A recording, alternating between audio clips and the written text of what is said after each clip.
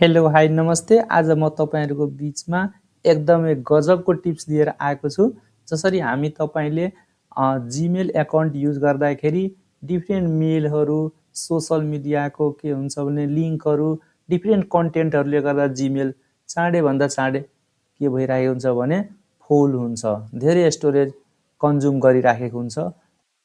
हामी तपाईले युज गर्दै गरेको जीमेल को स्टोरेज फुल भएको छ भने अब डोन्ट वरी, हामी इजी तरिकाले त्यसलाई क्लिन गर्न सक्छौं। त्यस हेर्नुस् त सबभन्दा पहिला जीमेल अकाउन्ट लगइन गर्नुस्। त्यसपछि यहाँ सेटिङ मा जानुस्। सेटिङ भन्ने अप्सन छ, यसमा क्लिक गर्ने। त्यसपछि अल सेटिङ भन्ने अप्सन छ, त्यसमा क्लिक गर्नुस्।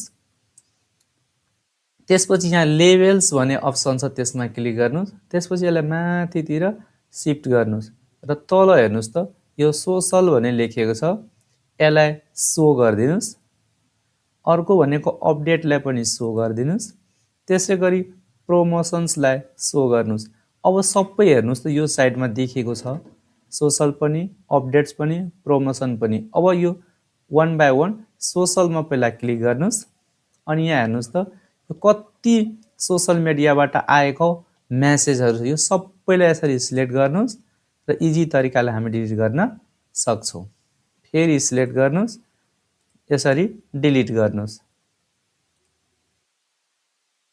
ल हेर्नुस् त सबै डिलिट भयो। त्यसपछि त्यसैगरी फेरि अपडेट्सलाई सिलेक्ट गर्नुस्। यहाँ फेरि अल सिलेक्टलाई क्लिक गर्नुस्, डिलिटमा क्लिक गर्नुस्। यो सबै डिलिट हुँदैछ। फेरि सिलेक्ट गर्नुस्, डिलिटमा क्लिक गर्नुस्। यसरी हामी डिलिट गर्न सक्छौं। त्यसैगरी प्रमोसनमा जानुस्। प्रमोसनमा गएर फेरि यसलाई सिलेक्ट गर्नुस्, डिलिटमा क्लिक गर्नुस्। बाँकीलाई पनि फेरि सिलेक्ट गर्नुस्, क्लिक गर्नुस्।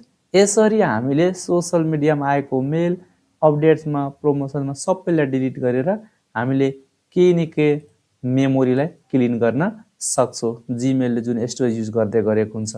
हस्, धन्यवाद।